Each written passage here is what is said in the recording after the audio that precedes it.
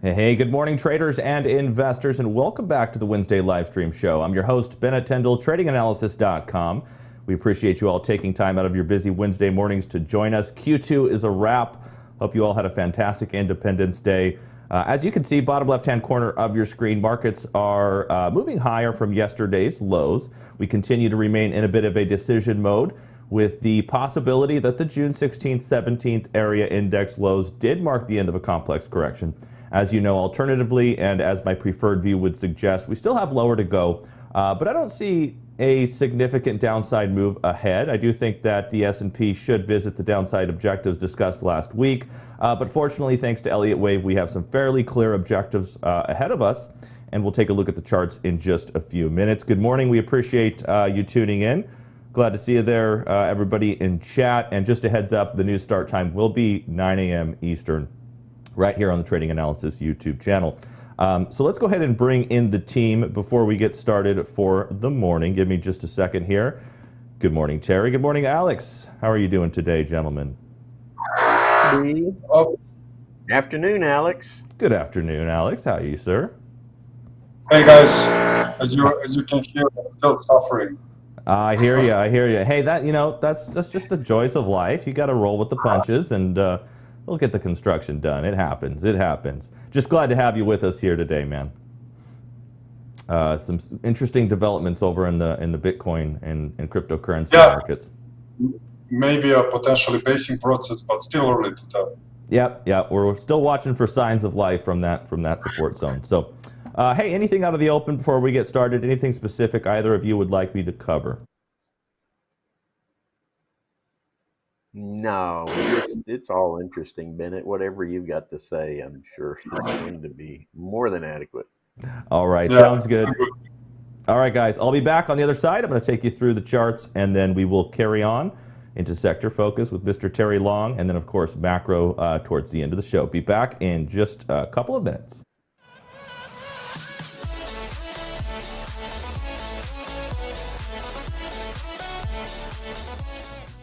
All right, good morning once again, and thank you all for tuning in. We most certainly appreciate it. Let's hit it hard right edge of the MotiveWave platform. We're going to take a look at price action first in the S&P 500. And I did see the Russell 2000 request from last week. I apologize for not touching on that index last week, but we will be happy to take a look at it today. So here we are. We're looking at the chart of the S&P 500. We're on a daily time frame, and we're going back to essentially September of 2018. We have our nice wave 4 flat, which finished into the March 2020 COVID low. Quite fascinating that overall fourth wave, we initially had it pegged as a triangle development, and it goes to show you why you should always be considering alternates, because what ended up occurring is coronavirus came along and set the social mood up for a very significant motive or impulsive decline to the downside. That impulsive decline turned the overall green cycle degree fourth wave into a flat, and although we did not meet the guideline of equality in price, we met the guideline of equality in time. Said otherwise, a correction that happened in the case of the S&P back between 2010, April of 2010 and September of 2011, the duration of that particular correction dictated the duration of the October or September 18 through March of 2020 decline. And as I've continued to kind of reiterate along the way, I still feel our cycle degree fifth wave, the green wave 5 over here on the upper right-hand corner of your chart, I still feel that particular degree of trend is alive and well. So what that means is the current correction that we are in is likely a counter trend corrective pullback within that ongoing uptrend, bottom left to upper right-hand corner of your screen. And this puts us in what I feel is going to likely unfold as an ending contracting diagonal. So what that means, long story short, I don't expect a break of the March 2020 COVID lows, and I do expect towards the end of Q3, maybe into Q4, we start to see buying opportunities and entry opportunities to accumulate into support for what should be a move to new high in the index. So looking at price action, I'll take you off of the daily. I'll go ahead and circle the price action that we're going to talk about as we move lower in the time frame scale from the one-day to the half-day chart. Looking at the half-day 195-minute time frame, we have a beautiful ABC correction, as I continue to track it, I am well aware of the possibility that instead of this being A and B, this is actually 1, 2. But again, I still think the higher degree fifth wave is intact. So until proven otherwise, I'm going to be looking at this as a corrective retracement. Following the March highs in the S&P, where we complete intermediate wave B, we've got a trend establishing 5-wave move into the May 12th lows. We have the ABC flat into June 2nd. We discussed the significance of the flat as well as the way markets moved lower from there. So now we have 5 waves down into June 16th or 17th. And what this opens up is the possibility that, in fact, markets completed a complex WXY correction from January 4th into June 17th, and that marks the end of the move, meaning it's time to buy.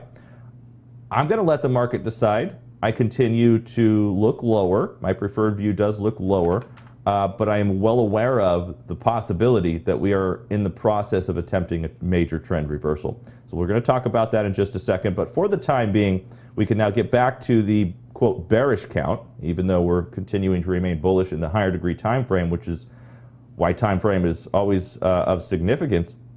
But let's go ahead now and take you even lower from the 195. I'll take you down, give you a taste of what we do every night with our clients at Trading Analysis. And what we're watching here is, as we looked at last week, we had a beautiful rejection last Tuesday. So last Monday, the NASDAQ set a high. Last Tuesday, the S&P set a high. Both of those highs were rejected, and as you can see, delivered a move lower that can be counted as 5 waves. It's a bit of a stretch to pair this consolidation up as a wave 4. But what's interesting is when you look at 28% or so of the index's weighting, 28% or so of the index's weighting, aka the technology sector, expressed a clear 5-wave trend lower from its Monday high of last week. So although this looks like it could be 3 down in the S&P, I'm continuing to accept the idea that we have a disproportional 4 and 2 time relationship. Now, getting back to last week's low from June 30th, we started what is best described as a counter-trend corrective retracement, meaning we're now up against resistance, which sets in between 3840 and 3900. So you've got a 60-point window of resistance in the S&P. The 3900 786 retracement is fairly significant, as I do feel if this is really an ABC wave 2 and we're getting ready to move down back towards my 3600 handled target, then we should reject what was May 12th support. We broke just below it on May 20th, and as you can see, this kind of price box highlighting the zone of resistance. So that's what we're looking for. Watching resistance 3840, 3900. If this is truly an ABC, we should see impulsive rejection lower. We shorted the S&P 500 literally last Tuesday, just coming off of that 618 retracement. We've got a new position to work with clients in Amazon. But looking at the bearish possibility, let's now transition to the bullish alternate. And the bullish alternate remains valid. This is something that we are watching and tracking the subdivisions of and ready to pivot. I am more than happy to close out of my currently profitable shorts and redeploy on the long side of this trend, provided that it shows us what we need to substantiate a major trend reversal. So that's a possibility we're going to be talking about more with our clients today during our Premier Member webinar, and something that we will most certainly be aware of. As you all know, if this is truly a trend reversal, we cannot violate the origin of the upside impulse wave, which in this case would be the June 17th low. So essentially anything south of the June 17th low opens the door back towards 36 flat and 3400 potentially. So that's the S&P 500. Looking to the NASDAQ, I'll give you a quick taste of what we're watching here in the NASDAQ. Here in the NASDAQ, I see a very similar possibility in that a move to 10.3 should be on the horizon. We're kind of up against some previous support areas that may be turning resistance. We'll see how today's cash session open unfolds. Over to Russell 2000 small caps, I do realize there was a request for this. Looking at the Russell 2000, we're tracking kind of a similar ABC, and allow me to clear ratios and just kind of clean this chart up for you. But what we have thus far in terms of price structure would be 5 waves down from, in this case, the November high concluding in Feb, 3 waves back into March, 5 waves down into May. In the case of Russell 2000 small caps, the May 12th through June, in this case 7th, retracement wasn't a flat like it was in the NASDAQ and the S&P. It was just a standard 535 zigzag correction, netted us about a 50% retracement in price and a 61% in 61% of time elapsed in the wave 1 decline. And from that wave 2, we roll over impulsively, ABC back, and I'm watching this to be, once again, a counter trend move back in a wave 2 position. We've discussed the downside targets before. Wave count invalidation, meaning if you move above this level, wave count invalidation is 1792.58. Anything above 1792.58, and it's time for a recount and potentially a pivot to the bullish side.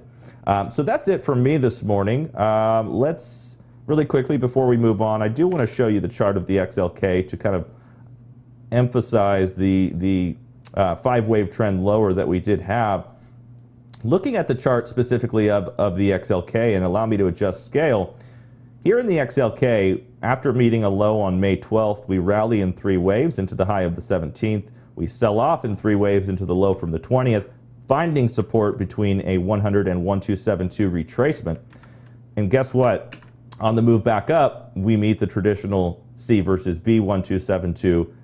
That occurred in 5 waves. And what's very telling, in my opinion, about this from an Elliott wave perspective is the 5-wave rally that occurred from May 20th through June 2nd, in this case, was met with a 5-wave move to new lows. This substantiates the wave 2 flat, in my opinion, especially when combined with the May 20th 1272 fib support that we saw in the S&P, the NASDAQ, the XLK, etc. So 5 down into the 17th. While it's possible the 16th or the 17th marks the end of the correction, we're going to be tracking it 1 wave at a time to determine if that's the case. But here, as you can see, after 5 waves down from June 2nd, upper left-hand corner of your screen, 5 waves down into the 16th, we have ABC back. I'll admit the ABC is a bit subjective, but it unfolded as a measured move into about a 618 retracement. And as you can see, last Monday, we make a high, move lower, retrace in a wave 2 position, move lower in wave 3, we triangulate in wave 4. Wave 4 triangulation nets us equality in price and equality in time. There's the guideline of equality being exhibited in this particular degree of trend. And from there, our 5th wave was 61% of 1 and 3. Not just that, the 243 Elliott trend channel, which is a channeling technique specific to Elliott wave, that delivered support for us back on the 30th. And from there, up in a little expanded B wave, rally back in C, using the Elliott wave clock example. In my opinion, we've got a trend establishing directional move down to this 30th. We've got a counter trend correction underway. We're going to be looking to put some other positions to work and exploring other and alternate ways to trade this with our clients. So we, of course, encourage you to check us out, tradinganalysis.com, test drive the services if interested. That's it from me. Hope you enjoyed the presentation. Back over to the team, and we'll get set up to take you into sector focus with Mr. Terry Long. All right. The only thing I was going to add on that, Bennett, was back when you were looking at that small time frame, is upper and lower resistance and support lines on there will give you, you have to zoom out, you know, obviously after we've been so focused on the small time frames. We really need to, we were drilling into those small time frames only to try to find exactly what you were showing, those 5 waves. We're still moving into 5 waves down. So whatever time frame that you're trading in, where you have the 5 waves, that's the direction of the trend in that particular time frame. So as you move out from an hour to a daily or to a weekly, right, it depends on what time frame you guys trade or invest in, right? You have to adjust your conviction, whether you're bullish or bearish. It has to be specific to that time frame. So just wanted to add that piece in there.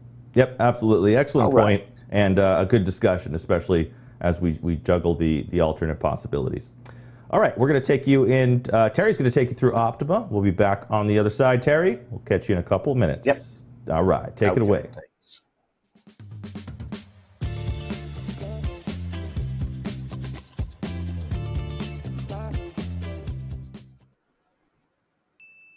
All right. Hello, traders and investors. I'm Terry Long at tradinganalysis.com with your weekly sector focus. So I trust that everyone was able to enjoy a long weekend and celebrate Independence Day with family and friends. The second quarter, though, is now behind us. Earnings seasons will be kicking off next week, along with another Fed rate decision and all that goes with that. So last week saw the indexes retrace from the previous week's upside reversal. The S&P declined 2.21%, with most of that decline coming in on Tuesday's price action. Thursday's daily candle, I want to note, shows a reversal signal, and though remaining lower for the week, Friday's price action ended actually on a positive note, and the NDX saw a similar trend, but Tuesday's dip here was much more pronounced to the downside. Still, the NDX saw the same reversal candle on Thursday with a positive close on Friday, but ultimately ended the week down 4.3%. Now, the best performing sector last week was oddly the utility sector, bouncing sharply from a key support level. And the XLU moved up 4.12%. And the energy sector had an up and down week, but it ended just 1.38% higher. Staples, healthcare, netted some slight positive gains, but the worst performing sectors last week were all three of the growth sectors. Consumer discretionary was down 4.75%, technology down 4.53%, and communication sectors down 3.2%. Let's fast forward to today. Now, since Monday was a market holiday, we only have Tuesday's price action to look at for the week ahead. Sectors and indexes first pushed lower yesterday morning, but later on in the trading day, growth sectors started rebounding, and at the close, the NDX was up a whopping 1.68%, and the S&P found only a slight positive 0.16% gain. I find that quite interesting. There's a 10-to-1 ratio here between growth's move and the S&P's move. Now, in the terms of the sectors here, our growth sectors that were fading last week, communications, consumer discretionary, and technology led the market higher, as the value sectors, energy, utilities, and materials all had steep declines. Now, energy starts this week out with crude oil closing below $100 a barrel yesterday. The XLE declined nearly 4% in Tuesday's trading, and it looks to be giving back a little bit more in pre-market trading right now as it's approaching 5% to the downside.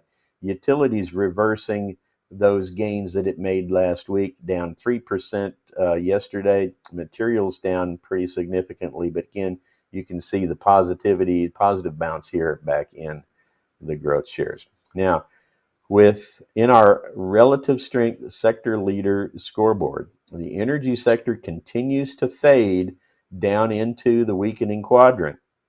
The utility sector had just now penetrated into the weakening quadrant, but there is a bit of a hesitation and some deceleration in that downward momentum trend from this very short tail segment. The staples and materials sectors also continue to see declining momentum. The materials sector and the staples sector have now moved down into the weakening quadrant. Now, meanwhile, the real estate sector, which is closely approaching the lagging quadrant, has oddly seen its vector shift back to green. Now, the healthcare and industrial sectors remain in the leading quadrant for now. Does look like industrials with price action on Tuesday has also turned yellow, indicating a weakening trend, and it's also looking at a reversal here back down in. And so that's going to leave us with only one sector in the leading quadrant, which is the healthcare sector. And like I mentioned last week, the way this graph works, if your benchmark is the S&P and these 11 components make up the S&P, there has to be a balance. So as we have leaders moving from the right side of the chart to the left, we've got to have subsequent movement from the left to the right. And we're seeing that over here in the technology sector and in the communications sector. Now, the financial sector and the consumer discretionary sector remain down here in the lagging quadrant, but there has been some recent momentum rally in financials, but that momentum looks to be stalling out. We do have a little bit of a left-hand turn once again here as financials had some momentum that moved out, and now it's like being hesitant, wanting to push up. But I think ultimately that will resolve itself back up here into the improving quadrant. Similarly, we've had a zigzag here with the consumer discretionary, attempting a hook, fading from that once again, attempting a hook again. So there's a lot of indecision in the market, and I think I kind of saw that also this morning in pre-market futures action. It was mostly just choppy up and down. So we've got to watch out for that terrible head fake that could happen. As Bennett has given us a very clear wave count analysis, we need to be diligent, and that's another reason I was talking about. You need to find where that overhead resistance is and that bottom support, and watch for a near-term break in one direction or the other, which is going to give you the advantage of jumping in on whatever the new trend is. Okay, we're going to leave the detailed sector review for our members webinar. So that's all for me, Bennett. Back to you. Thank you, Terry. Much appreciated. Nice to see communication attempting that hook there, as well as technology on the weekly. We'll see if we get improving trends. All right, Mr. Alex, sir, we're going to get the screen passed your direction and get you set up whenever you are ready to rock. Just let me know. WTI crude oil now 98.30. So it looks like it's going to break the 98 handle to the downside this morning. We'll see some decent volume behind the move there. I will say also, I want Alex to take a close look in a smaller time frame on gold, because I think it finally did break below that key resistance level, key support level, I guess, that we were looking for. That's going to tell us which direction, which one of those two wave counts that we've been leaning towards is proper. All right, very good. You ready to rock, Alex? Yeah, let's go. All right, take it away, and we'll be back on the other side.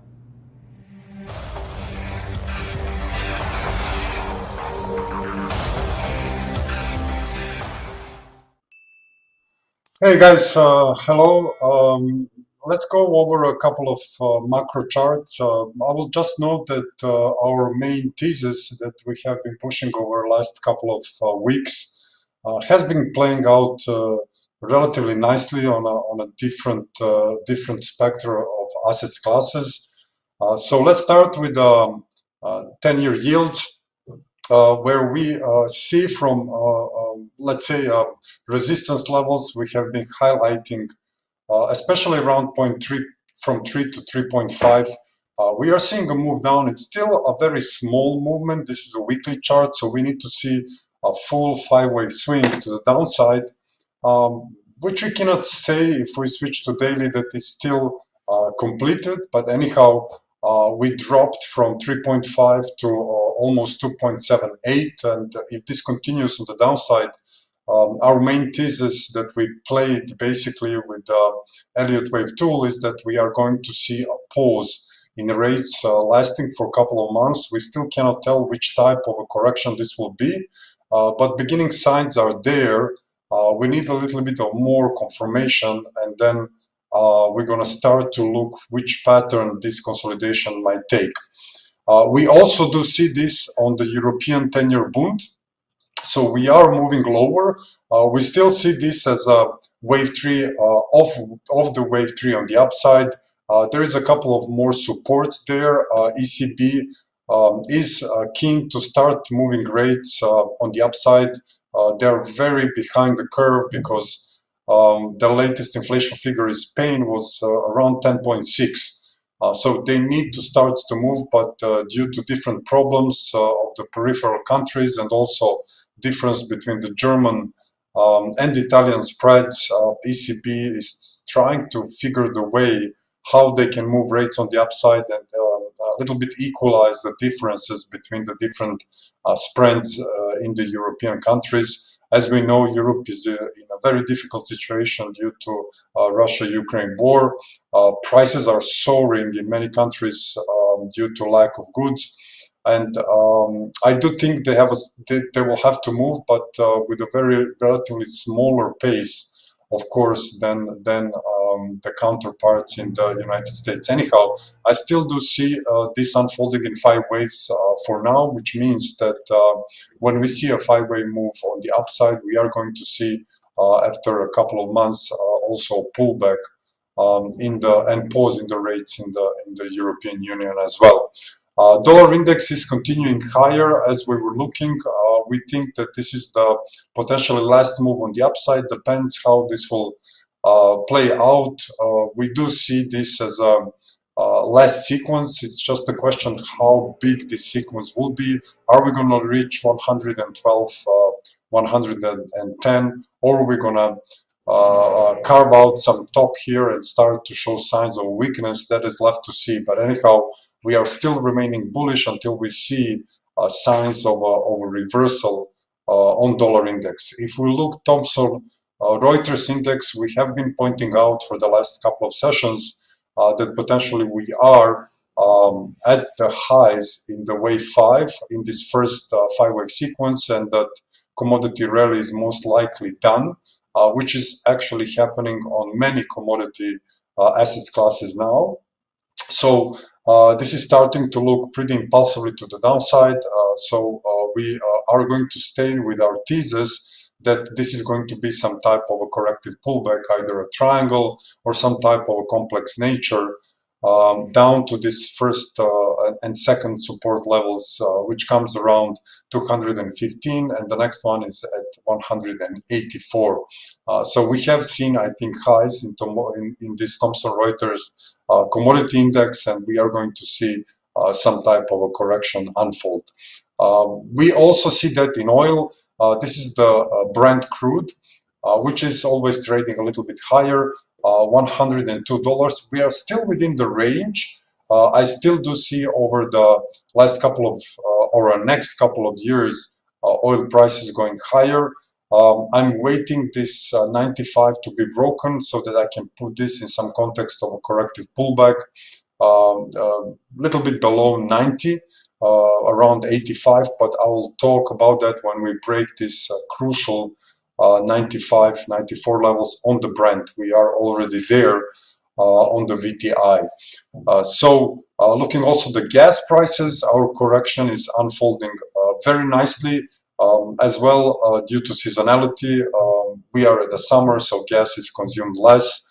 From our FIB ratio pointed out on the crypto labs, and also here going back a few weeks, we are seeing a drop almost 50% from 10 to 5 in gas prices. This is the futures on Henry Hub.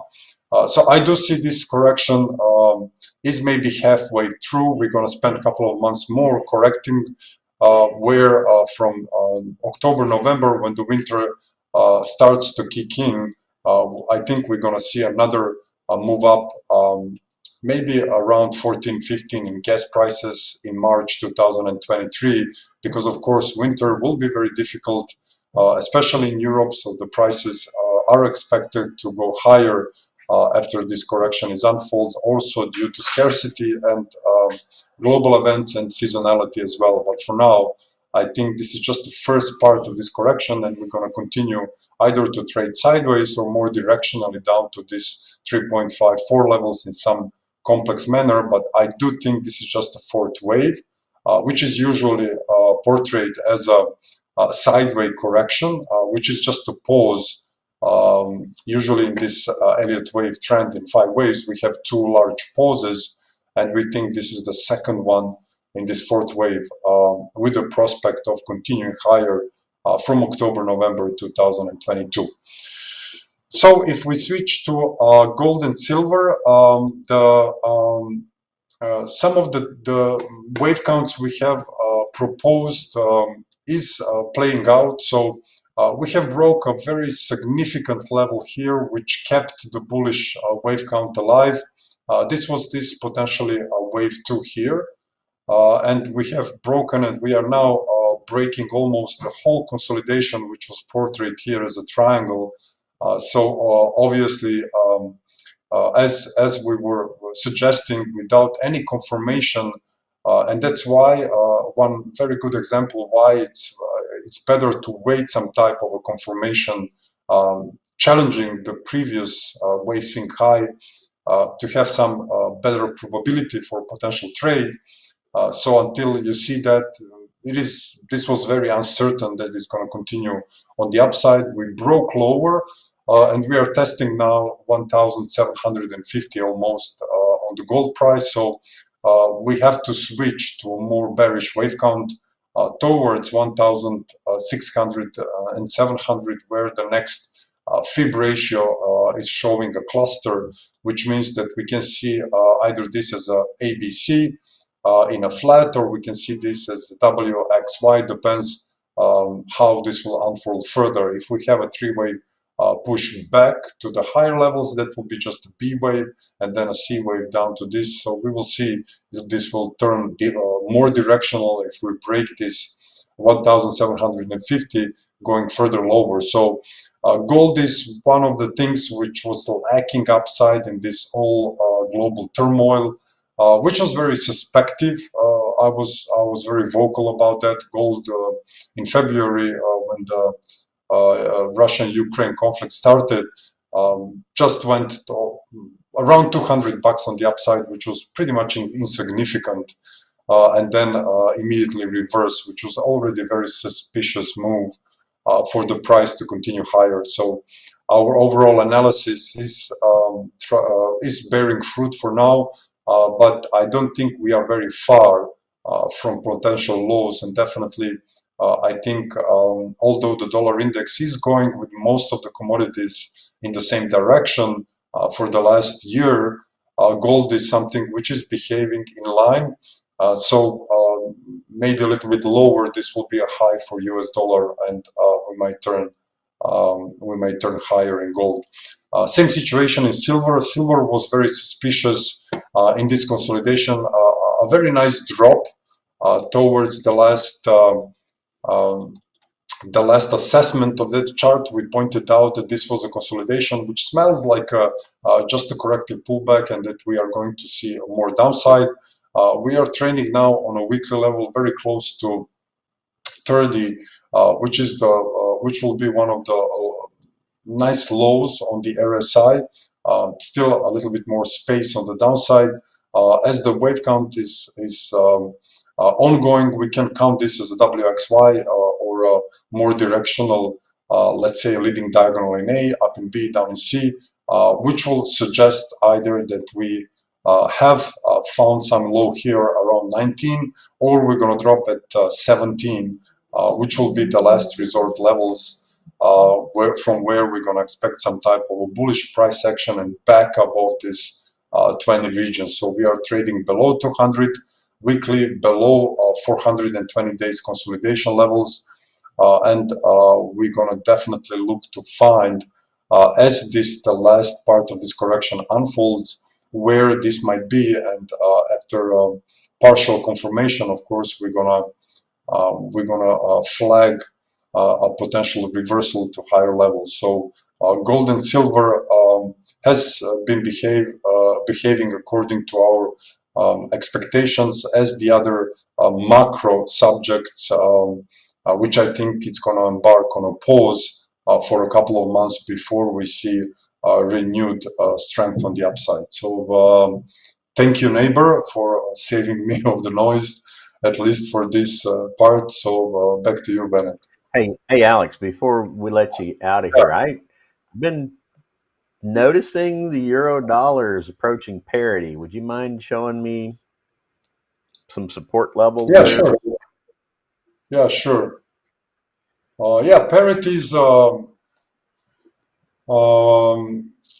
close. So just find, we are trading at 101.85. So parity is just 118 pips away. So as you can see, unfortunately, on this service, you don't have the long-term history, but you know, the euro was established back in 1999. And I think it started out somewhere around 95 cents. Yeah, okay. You got something more. Yeah, so there is a longer-term history back almost 30, 40 years. Well, everything behind 2000 is essentially recreated from European currencies, but the euro itself was started right around 99 or 2000. Yeah, here.